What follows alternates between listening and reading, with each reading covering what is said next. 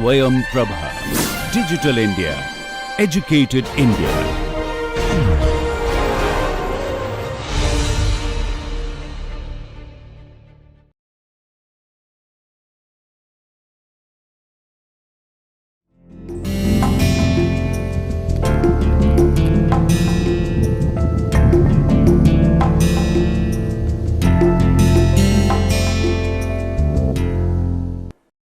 Namaste friends.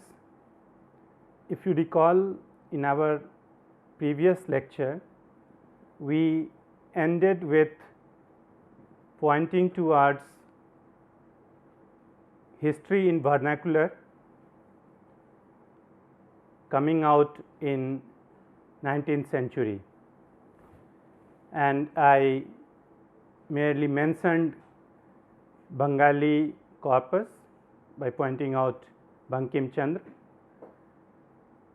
In Hindi, I mentioned Itihas Timir Nasak by Raja Shiv Prasad Burma, and we made this promise to return back with some focus on scholarship coming from Maharashtra. We also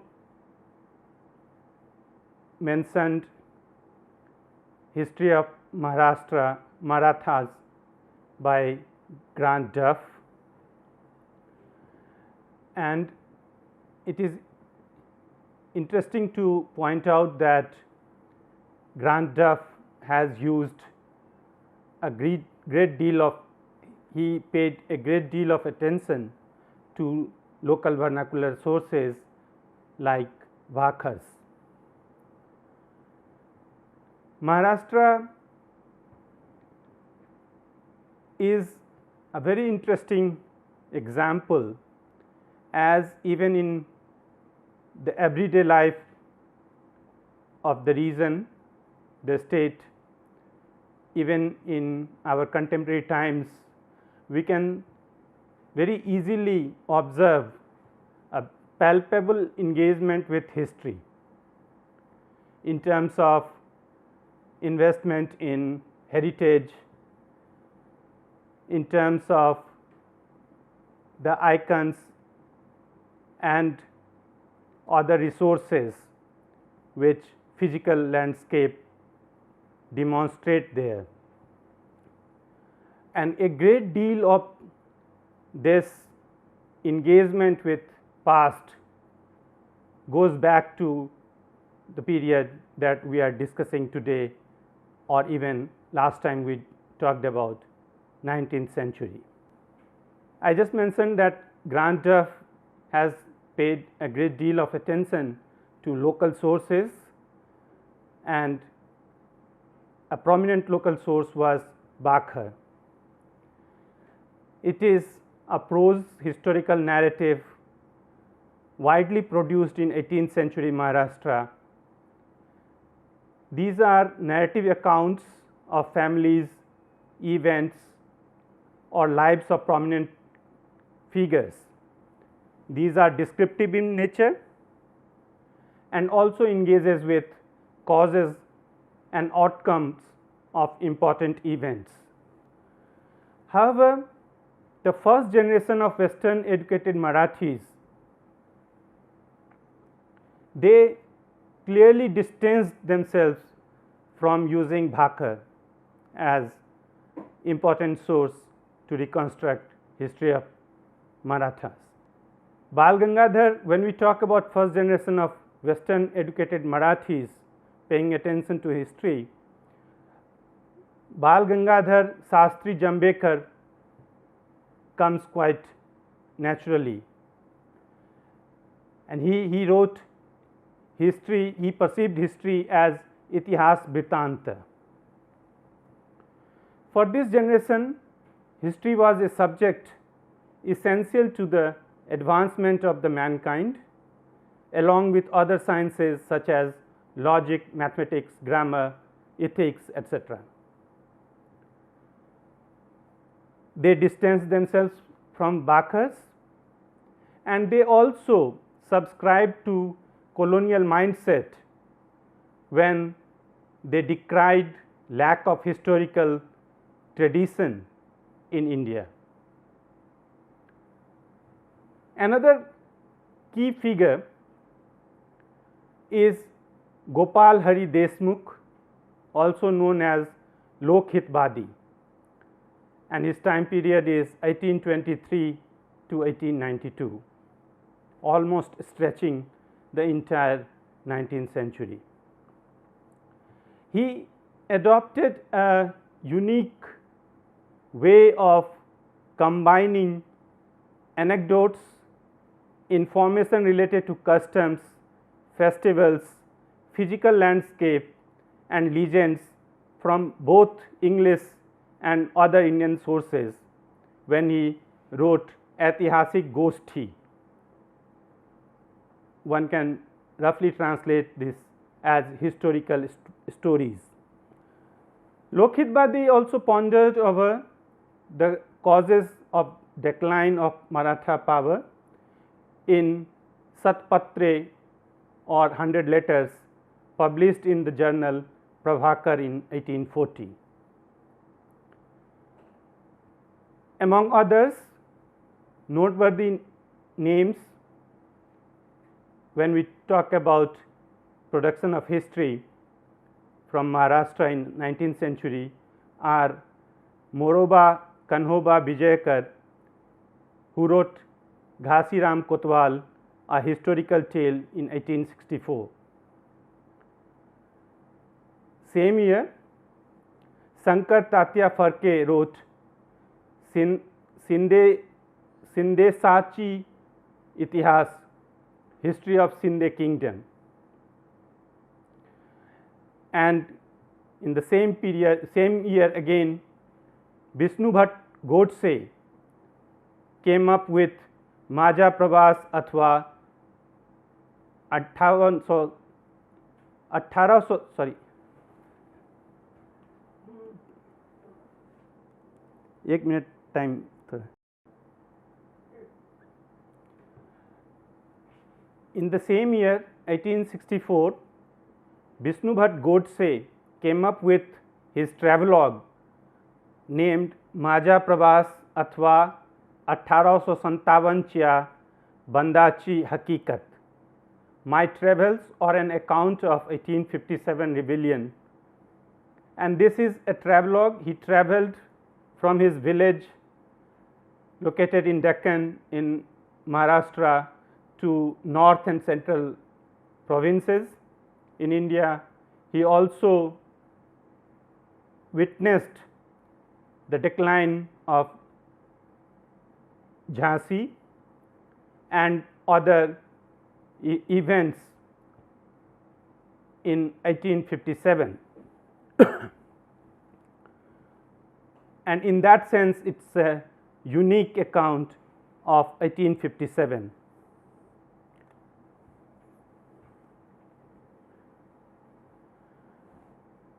From 1870s onwards, in Marathi scholarship, history emerges as powerful tool for the cause of nation building.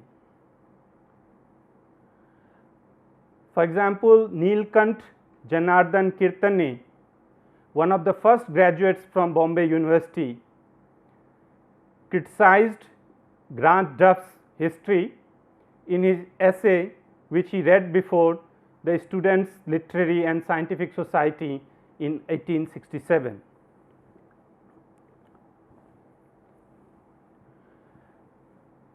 We must pay attention to the fact that these individuals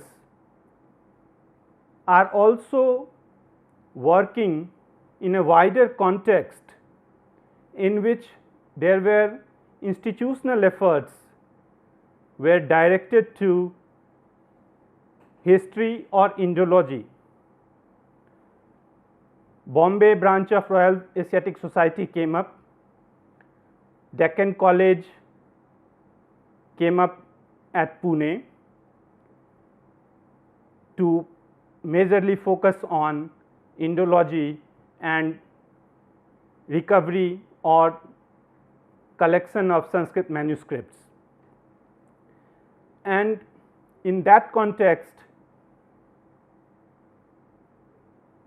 our attention is drawn to Ram Krishna Gopal Bhandarkar.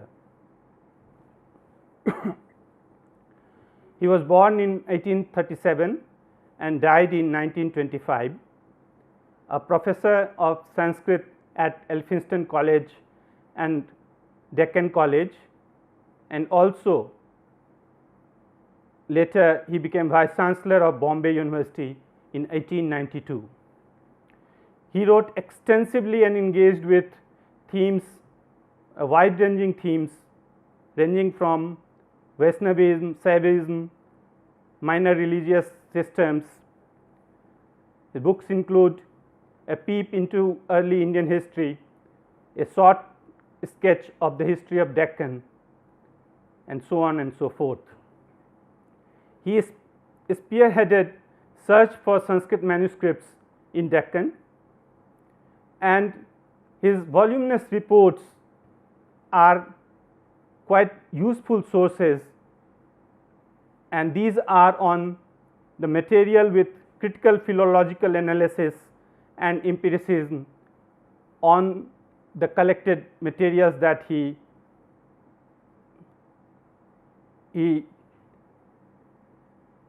discovered. And with lot of rigor and precision, there was efforts going into the dating of manuscripts as well.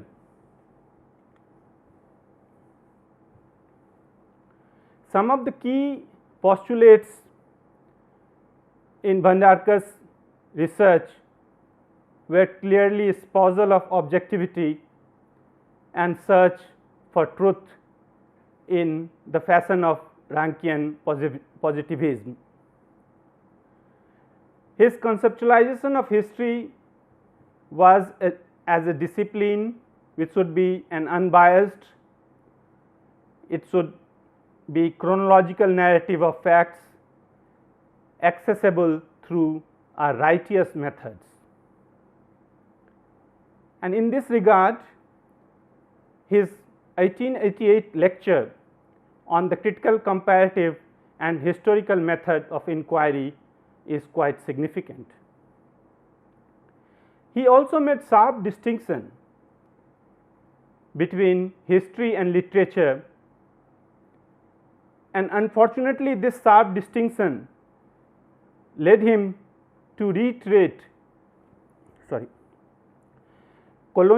old colonial point that India had no written history barring some Jain accounts and some genealogies of few dynasties. Along with Sanskrit manuscripts, he also paid a great deal of attention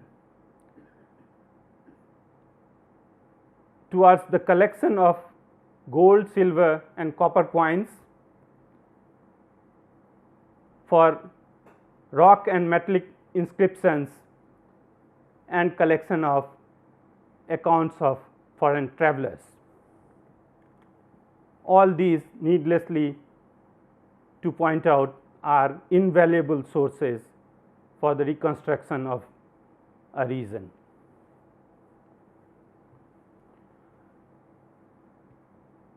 Away from Sanskrit and classical domains, we naturally recall Jyotirao Phule, born in 1827 and died in 1890, a thinker par excellence, social reformer who worked tirelessly for the eradication of untouchability. Along with his wife Savitribai Phule, he championed the cause for women's liberation. He also, along with his friends, founded Satya Sodhak Samaj. He rejected high Sanskrit conventions and vocabulary in favor of more earthy and colloquial Marathi idioms. And he also used a popular form of paura to disseminate his ideas.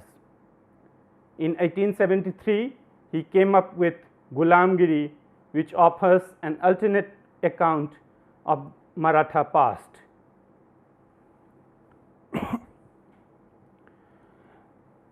Phule's vision of the past does not seem to have suffered from the drawbacks of the Indologist treatments, as we paid attention to his criticism of caste and his move away from the reliance on merely Sanskrit sources.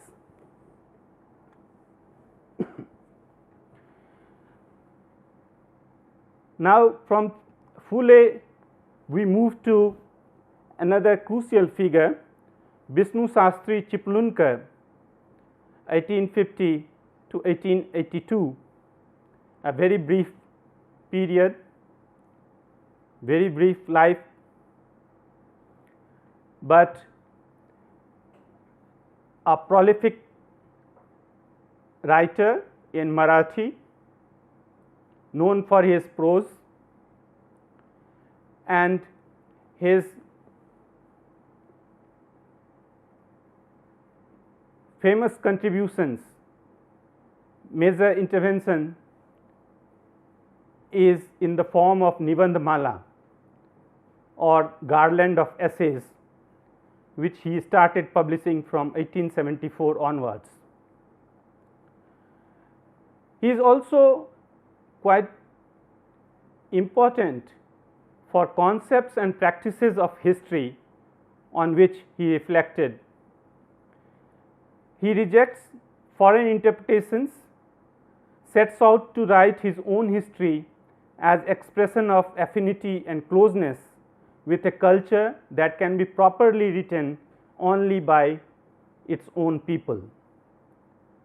So, in a sense, we are now witnessing towards a completion of a cycle of critiquing British history, which were either based on non-vernacular English sources and which lacked the proximity, the affinity of experiences of the native and their perceptions, their subjectivities. He demanded an Indian history of the country.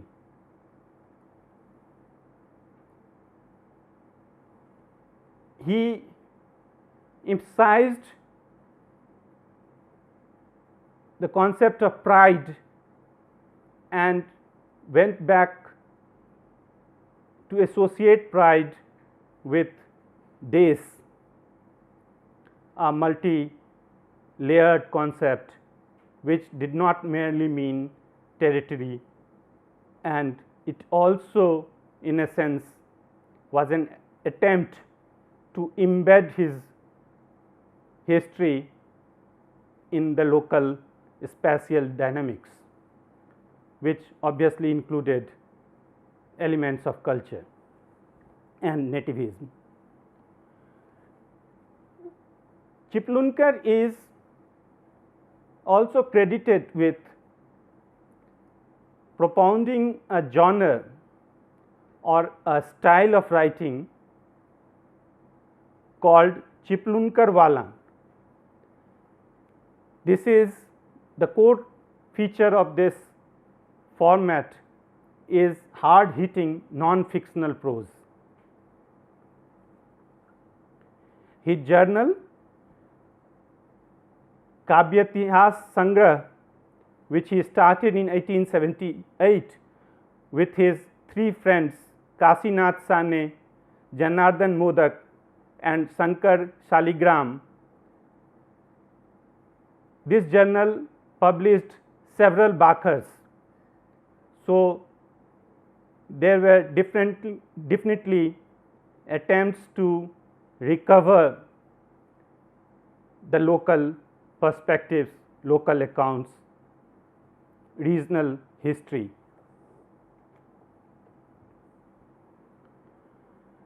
Chiplunkar's writings inspired a whole generation of Marathi intelligentsia, and one among them was Kasinath Biswanath Rajware, born in 1863, died in 1926. His contributions to the discipline of history, not merely towards Marathi history, but for the history in the continent itself, is perhaps unparalleled and unique. He edited a journal, Bhasantar, translation, from 1894 to 1897. Himself translated Plato's Republic into Marathi.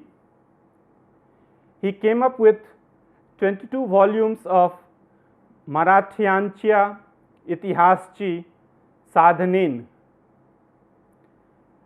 Please beg my pardon for my pronunciation of Marathi, as it is possible that I may lack the proper pronunciation, as I do not belong to the native Marathi speaking population. But honestly speaking, I am trying my level best to match the pronunciation. This is a minor disclaimer. And this 22 volumes of Marathyanच्या इतिहासची साधनेन, sources of Maratha history, he compiled between 1898 and 1912.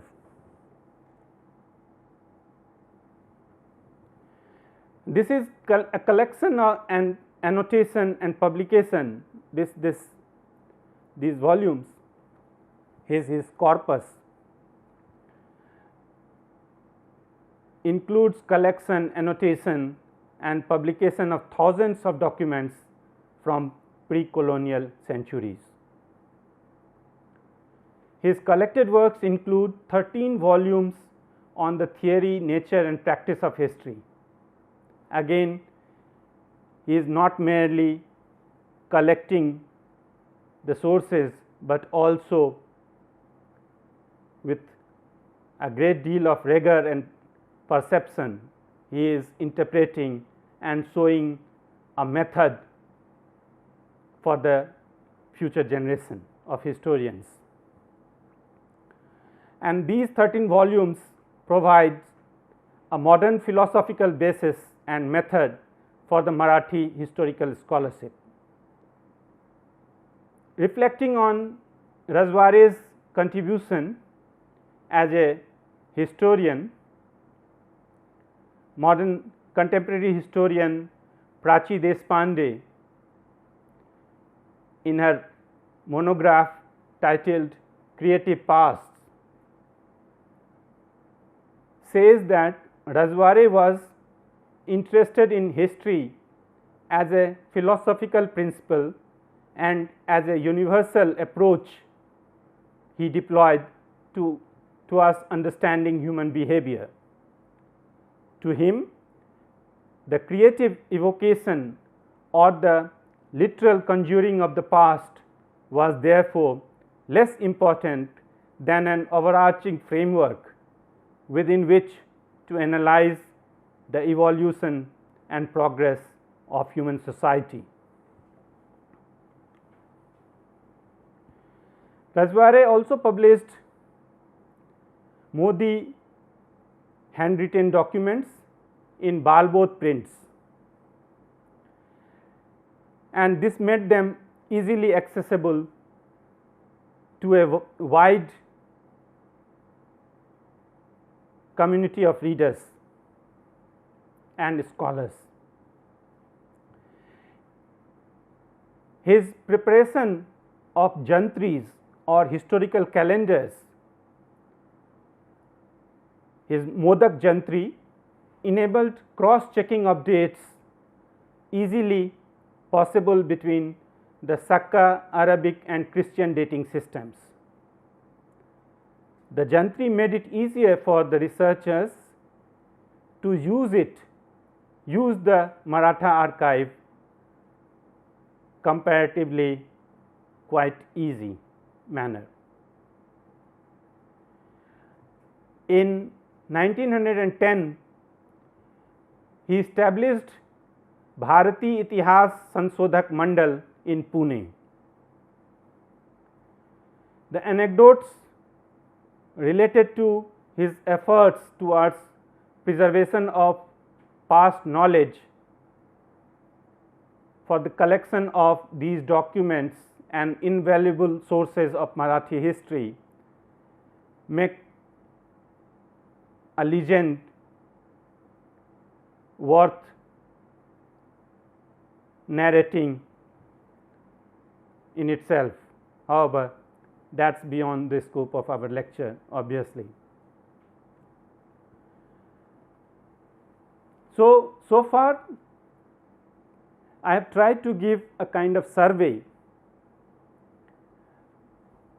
to point towards the creation of a field of scholarship in Marathi which shaped historical scholarship as well as historical sensibilities not merely in Maharashtra, but also for the history of the nation in many ways. So far we have surveyed endeavors in history writing in vernacular, particularly paying attention to Marathi scholarship, and while if you recall our earlier discussion, while history was an important domain in which claims made by British colonial historians like James Mill was countered when he posited Indian history on civilizational grounds, and thereby clearly alluring to a civilizational hierarchy. So, history writing was one field in which Indian intelligentsia contested that claim. The other major intervention, the other field where British colonial claims were contested was in the field of economics, and economic critiques made in second half of 19th century by Indian intelligentsia leaders who are broadly termed as moderates. This critique is often in shorthand refers as drain theory. So, now in the second part of our engagement with 19th century, let us pay some attention to drain theory, its intervention in shaping the historiography, particularly economic historiography, for which the theory remained valid for several generations. and this was in many ways first sound critique based on robust concepts and backed by solid empirical data.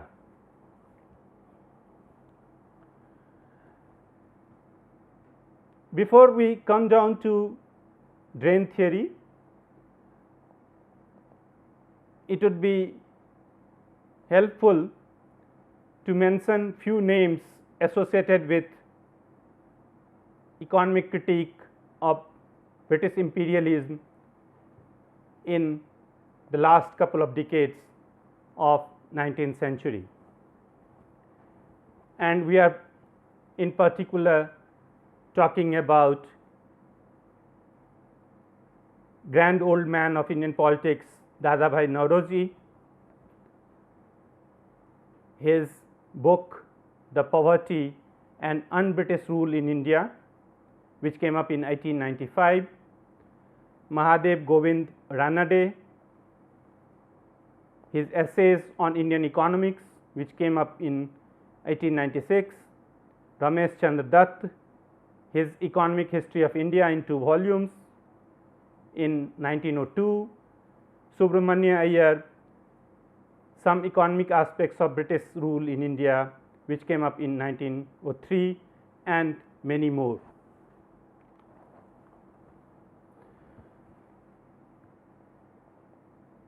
This drain theory was an important tool of the moderates to argue and to critique British policies in late 19th century.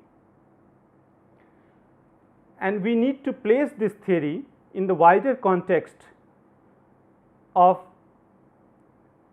19th century as a whole and not merely in the second half of 19th century. And this historical background tells us, this further leads us back to the mercantile system in the middle of 17th century, which actually laid the foundation of the British Empire till 1800. This included the historical background obviously goes back to mercantile system in the middle of 17th century, which laid the foundation of British Empire. However, we are not going to discuss that, because again that will be a diversion in given the scope of our lectures. However, we may come down to late 18th century, when on the one hand in 1765 British East India Company had acquired the Diwani rights of Bengal, and on the other hand in this period British trade almost doubled itself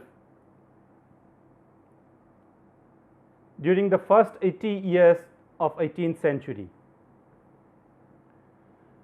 It is noteworthy to mention that in the last 2 decades the volume of British trade almost trebled. This is particularly interesting because in 1776 American Revolution was a setback. Nevertheless, the economy quickly recovered.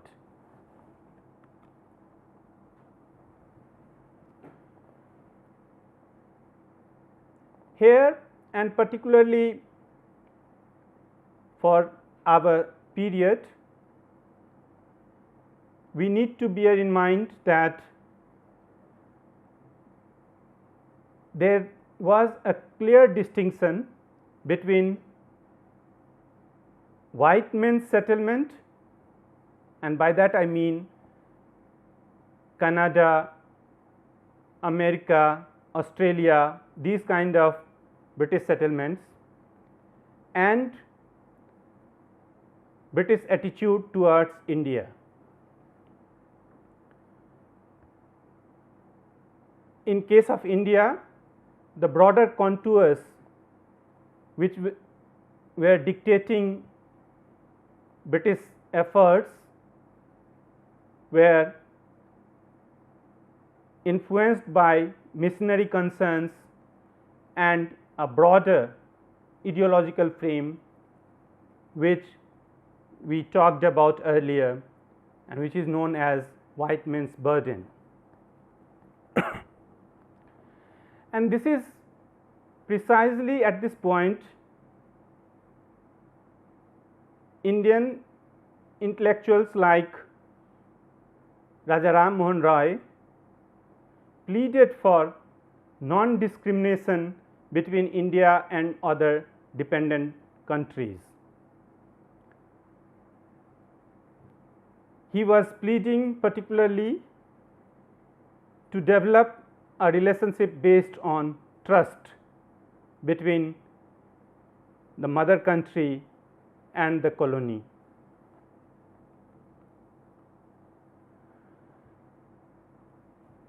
This is also a period, the first half of 19th century, say between 1815 and 1850, capital accumulation and British enterprises needed to spill over as a surplus to be employed in colonies. This was because after 1800 the Manchester politicians no longer encouraged cotton plantations in the British West Indies.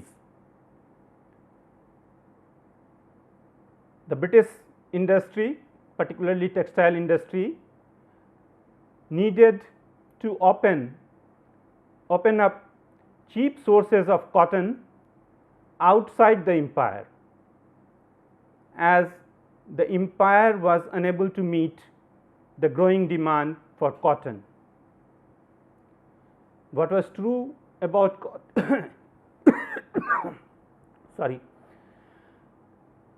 what was true about cotton was also true about other finished commodities.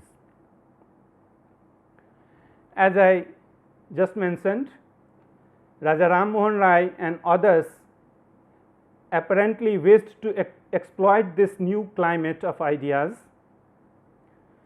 advocated that partnership based on trust, mutual respect and freedom would pay better economic dividends than an impoverished and underdeveloped colony seething with unrest.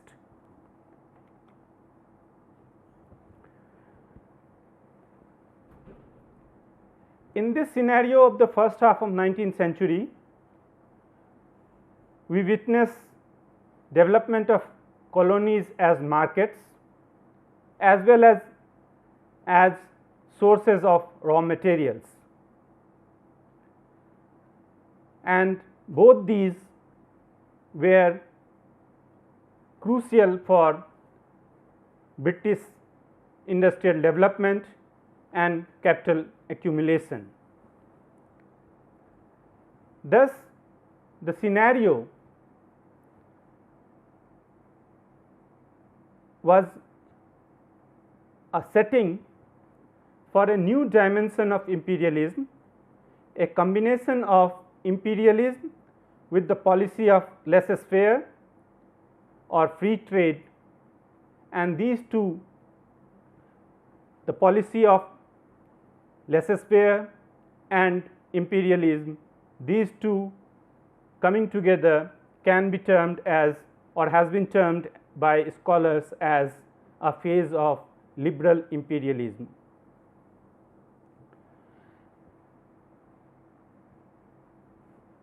It is not that we do not have voices of dissent and criticism for British economic policies. John Stuart Mill, son of James Mill, whom we discussed earlier in previous lectures. John Stuart Mill himself a very influential thinker, and he was anti-imperialist. He gave a liberal version of spilling over of capitalism over space. To quote, to appreciate the benefits of colonization, he argues, it should be considered in its relation not to a single country, but to the collective economical interests of the human race. He further goes on to argue that the exportation of laborers and capital from old to new countries, from a place where their productive power is less to a place where it is greater, increases by so much the aggregate produce of the labor and capital of the world. It adds to the joint wealth of the old and the new country, which amounts in a short period to many times the mere cost of effecting the transport.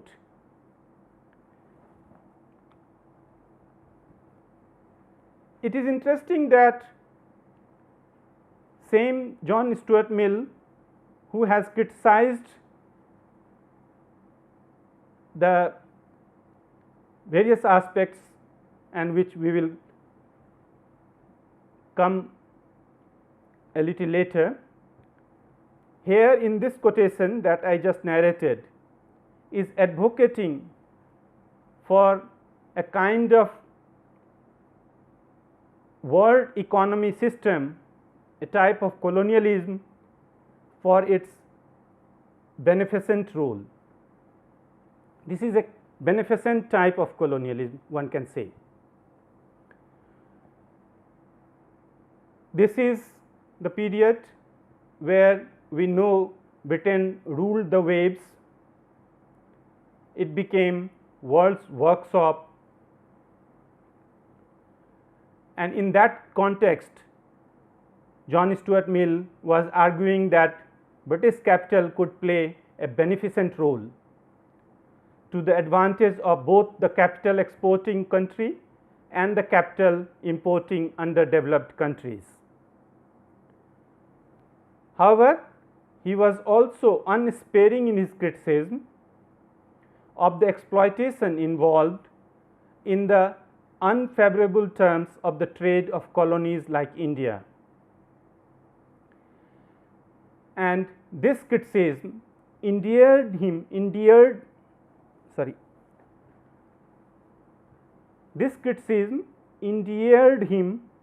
to Indian intellectuals in the second half of 19th century.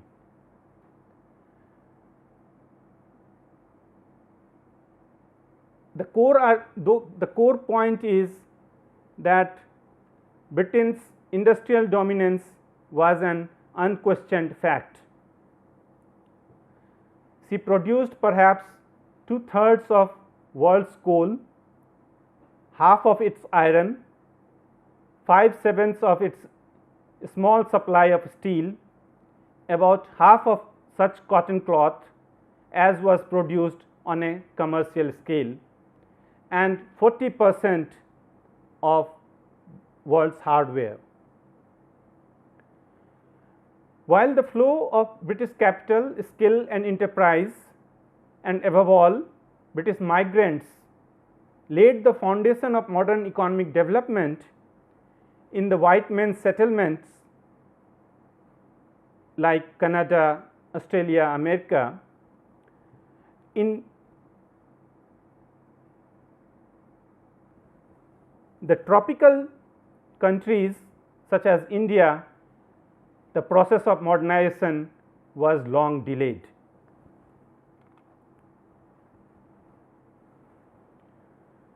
This was also a period when Britain became an activating center of a worldwide multilateral trading system, a center that was the terminal point in the transfer routes through which balance of trade and payments were settled. The role of Britain guarding the sea routes, providing shipping and supplying short-term international finance through the London money market was of crucial significance.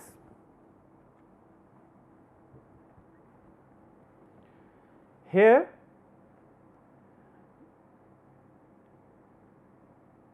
there was strategic importance of India's export surplus to the equilibrium in the British balance of payments during the whole of 19th century. Earlier in 19th century, we know India's export to China, particularly opium, and considerable export surplus which was known as colonial tribute consisted the cost to British rule in India was an important factor in the equilibrium of the British balance of payments.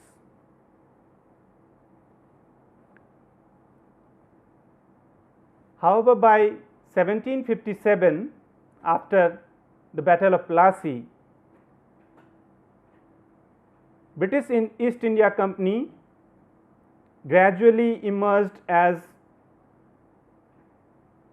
the only company, as it dislodged its competitors Dutch and French and acquired trade monopoly. Yet no economic modernization and industrial transformation we witness in India. In fact, after 1813, an unbalanced economic structure which lost an opportunity for moving in the direction of modernization, and a country which was earlier an exporter of manufactured goods was reduced to the position of exporter of food and raw materials and an importer of manufactures.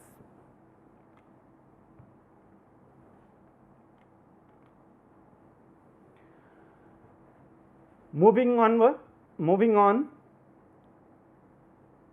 towards the middle or the later half of 19th century, we come across the revolt of 1857, a watershed event which, when the reporting of the hatred of Indians towards British population, and these reportings were often exaggerated. These reportings we are referring to reports in British media of this event. These reportings, the event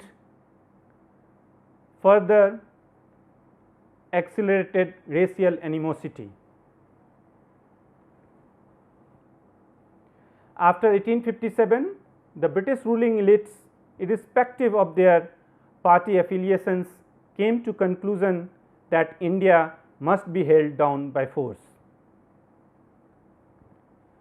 In economic terms, between 1860 and 1905, prices rose by 400%. The tax burden went on increasing Indian poverty, which was deep. Indian poverty, which was already quite deep, was further deepening. Famines recurred rather frequently, and the toll of epidemics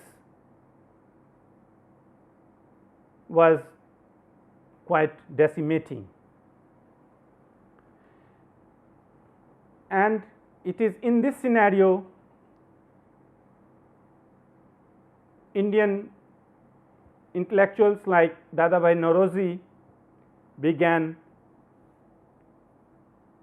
paying attention and started explaining the dynamics of a dependent economy.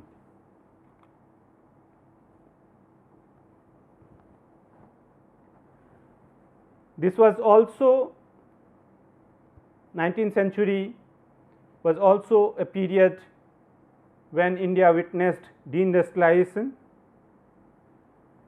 Between 1813 and 1850, the decline was quite palpable, yet as scholars have argued, it should not be exaggerated, as we also simultaneously find vast internal market opened up to free trade, and even in this period with all these adverse situation, we find that domestic cotton textile industry was not wiped out completely. Nevertheless, the basic economic evil of the economic transition in India was the lack of increase of productivity through widening and deepening of capital, a phenomena normally we associate with capitalism. However, while we see all the preconditions of capitalism here in terms of the widening and deepening of capital, but naturally we do not see capitalism.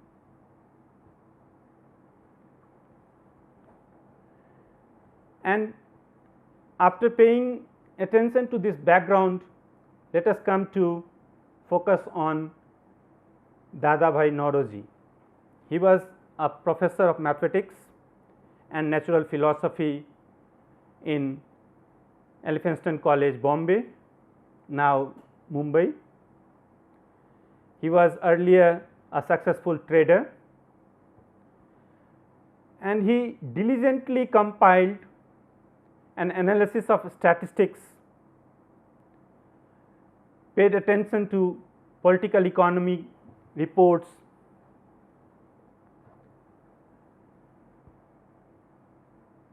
and towards the end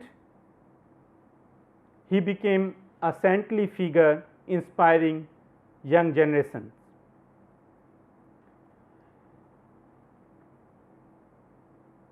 He explained economic drain, which is a complex mechanism through which the economic surplus was extracted out of a poor colonial economy like India in two folds. In the first instance, in this complex mechanism, we find a process of internal drain within colony, and subsequently a considerable part of this surplus was drained out through foreign trade. The dynamics of this was functionally related to a net unilateral transfer of funds with all its adverse pressures on India's terms of trade. Here it is prudent to remember that Dadabhai only gave this concept a certain content and orientation. He showed how it was related to India's poverty and backwardness, and popularized this somehow difficult concept in such a way that its general essence eventually formed the very texture of Indian nationalist economic thought. Through this, he presented a framework for Indian economic thought, into which some of the broad features of Indian economy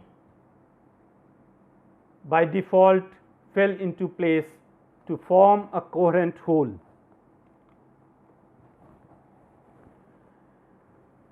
What gave power to his drain theory, his economic criticism, was he used to quote several British authorities in this regard. For example, Sir John Soar, he quoted,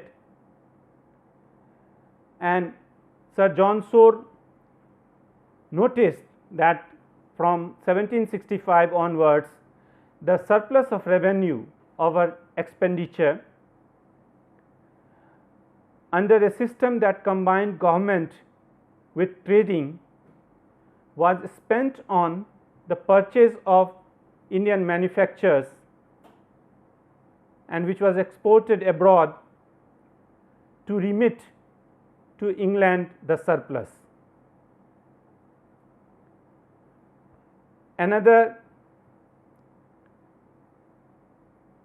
example Dadabhai quoted was from the minute of Lord Cornwallis from 1790, when Cornwallis mentioned that the heavy drain of wealth causes, along with John Soar, Dadabhai also quoted other influential British figures. For example, the minutes of Lord Cornwallis from 1790, in which Cornwallis talked about heavy drain of wealth. And so, these frequent references gave certain credibility to Dadabhai's argument and his critique.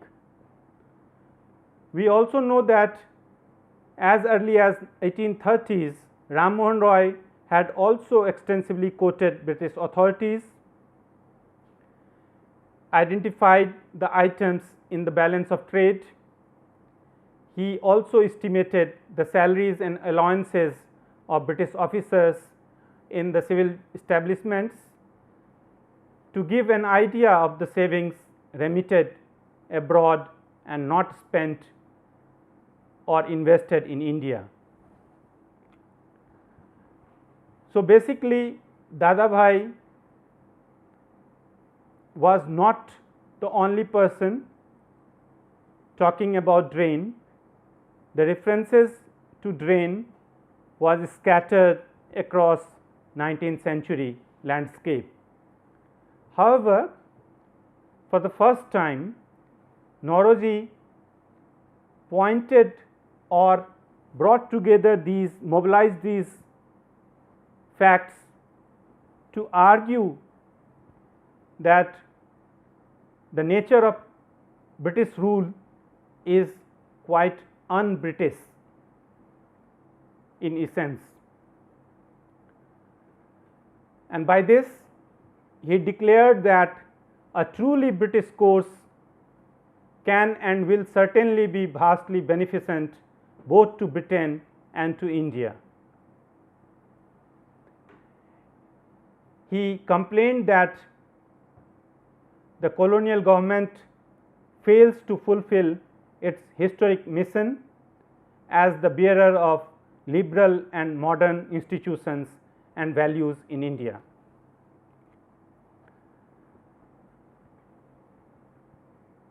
He quoted Savile Marriott, Commissioner of Revenue in the Deccan, who had said in 1857 that most of the evils of our rule in India arise directly from or may be traced to the heavy tribute which country pays to England.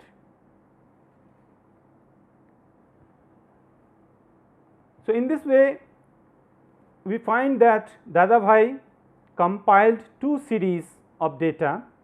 One was annual charges in India and another was annual charges in England.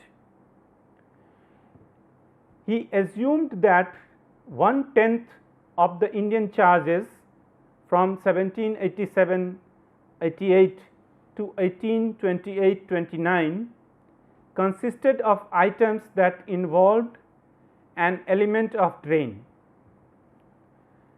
The proportion was assumed to be 1/8 for the subsequent period. The home charges did not figure in the period which he counted, the period of 1787-88 and 1828-29. He also made a rough estimate of wealth transferred in the period prior to 1788. Aggregating the relevant quantities and capitalizing the total at 5%, Dadabhai arrived at a figure of 1500 million pounds.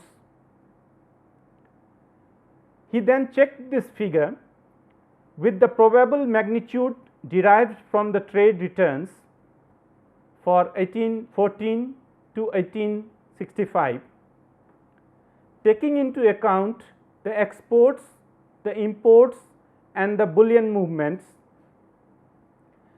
After properly correcting the figures for the gross overvaluation of exports to India and of undervaluation of imports into England under the existing system of official valuation, the final figure that he obtained, capitalized at 5%, was of the order of 1000 million pounds, which after adding the transfer of wealth prior to 1814 similarly capitalized worked out to nearly 1500 million pounds.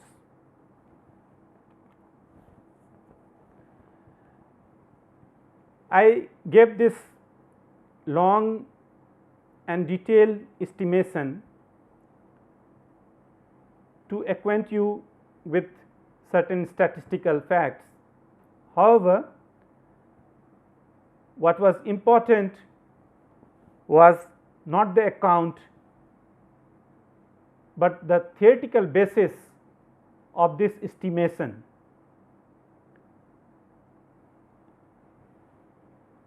Which was interpreting India's recurrent export surplus as a symptom of structural imbalance to be grasped in terms of exports, imports and bullion movements, and a net unilateral transfer of purchasing power affecting national income and expenditure both in India and England.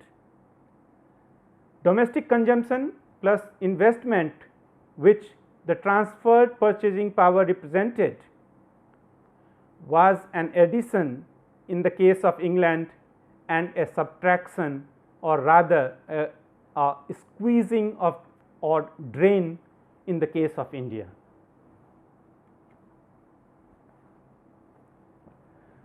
And here the crux lies in the concept of unrequited exports. We are reminded that Sir John Shore had said in 1787 itself that the company's trade produced no equivalent returns. This was a clear enunciation of unrequited returns.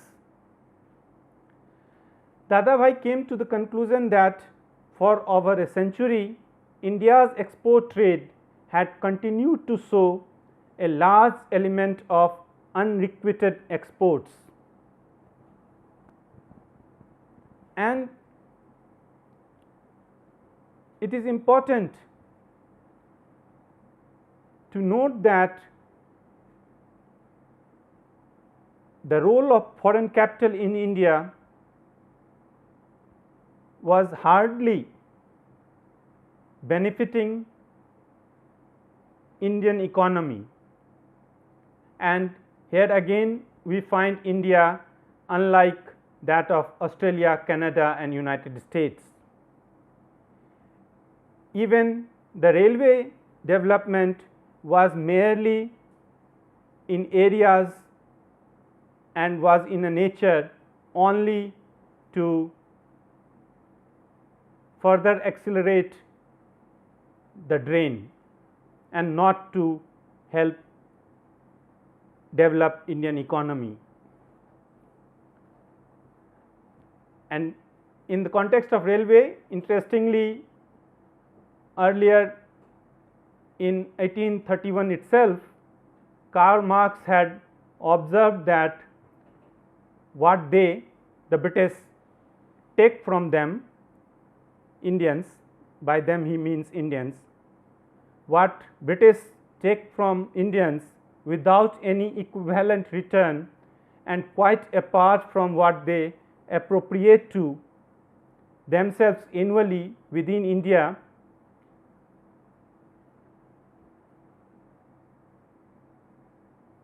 amounts to more than the total sum of income of the 60 millions of agriculture and industrial laborers of India.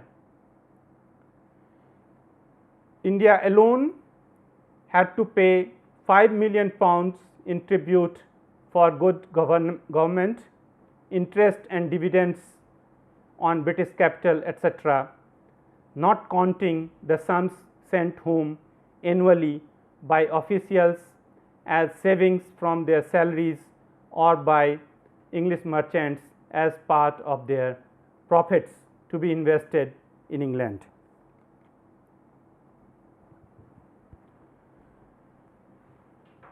To sum up this criticism and the drain theory, significance of this economic critique lies in Dadabhai's formulation of two Indias. In reality, he argued there are two Indias, one the prosperous, the other poverty stricken. The prosperous India is the India of British and other foreigners. They exploit India as officials, capitalists in a variety of ways and carry away enormous wealth to their country. To them, India is of course rich and prosperous. The second India is the India of the Indians, the poverty stricken India. These ideas of a dual economy, an economy having distinctive zones for rich and poor, continues to reverberate our economic perspectives in so many ways. Dadabhai was extremely influential and his ideas, his drain theory remained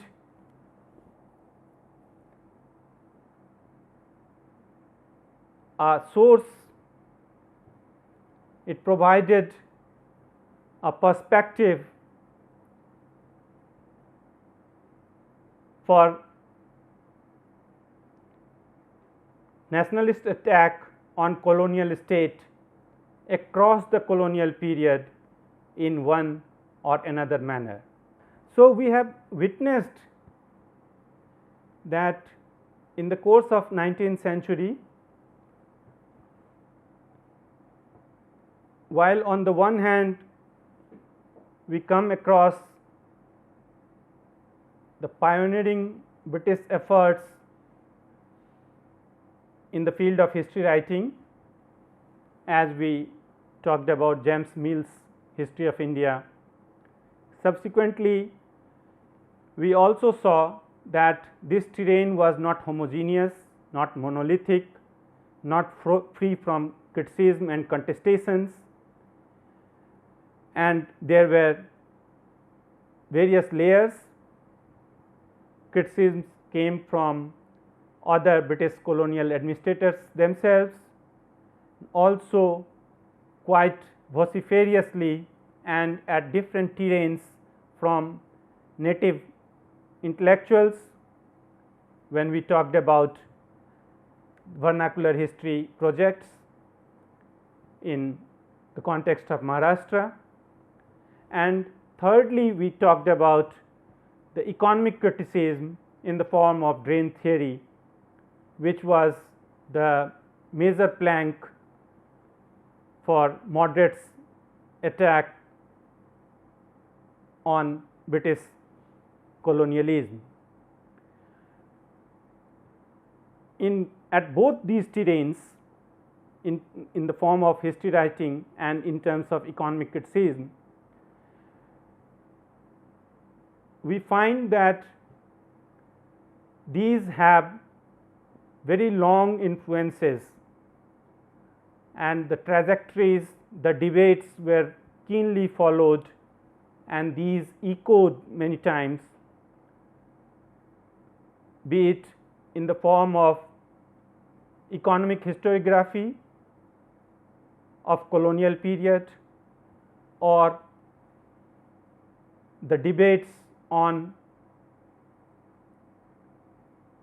writing history from the regions and using regional sources, local sources, vernacular registers, or the institutional efforts which go in the making of the field of history. And it's this significance of 19th century which in many ways shaped and influenced the course of historiography in 20th century, which we will see. One obvious strand where these historiographical interventions played extremely crucial role was the field of nationalist history, which we are going to discuss in our next lecture. Thank you.